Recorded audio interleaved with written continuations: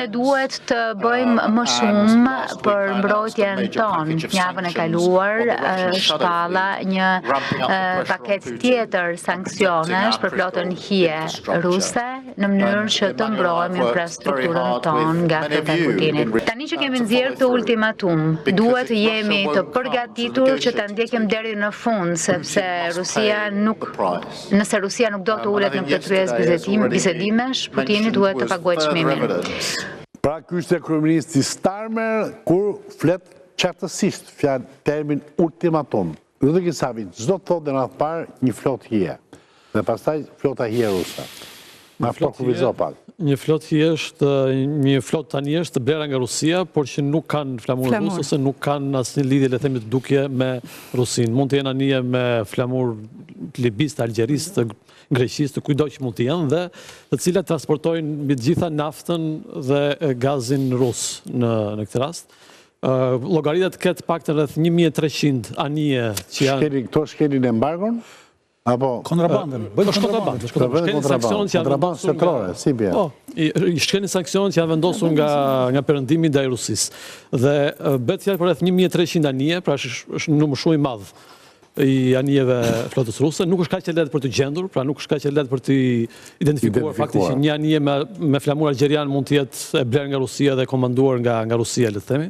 Pra nuk është një ndërmarrje kaq e lehtë siç e bëri të dukej kryeministri britanik në këtë rast, dhe një nga arsye pse nuk ka ndodhur në një gjë e madhe në lidhje me flotën ruse në flotën hije në 3 vjetet e fundit është pikërisht fakti që nuk është kaq e lehtë. Nuk është e lehtë për të kapur një flotë të tillë, sepse thash bëhet fjalë për 1300 anije, po të ishin 5, 6, 7, 8, 10, do ishte shumë e lehtë për të gjetur. Kontributi yt është shumë i mirë në këtë.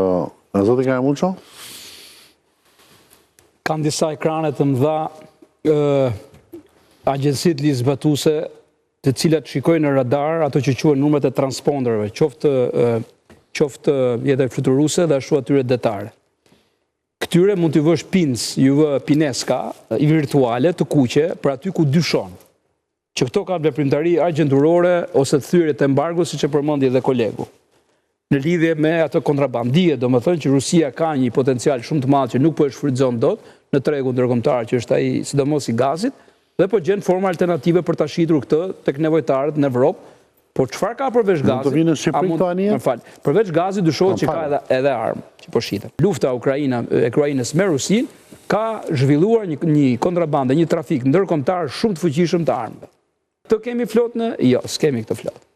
Kemi pasur flota të tjera, që nuk kanë ardhur për kontrabandë për të shitur gaz, po kanë ardhur për rikondicion të gjitha zonave dhe lëvizjeve dhe vëzhgimeve, na kanë hyrë deri në detin jon, nuk po them Adriatik, i kemi pasur në vëzhgim edhe ne si shtet shqiptar, na është thënë me pineskat e kuqe që kjo anije mbanin survejim sepse është e zbulimit GRU-s ushtarak rus, është kthyer mbrapa sapo ka parë që është në survejim nga anijet tona luftarake, nga helikopter, nga dron, nga avion të tjerë që janë ngritur nga Aviano ose nga bazat e NATO-s në Greqi. Por ka qenë dhe mbetet një rrezik real, sidomos kur ka pasur tensione të mëdha në pjesën e lindjes mesme, sidomos luftimet në Siri etj.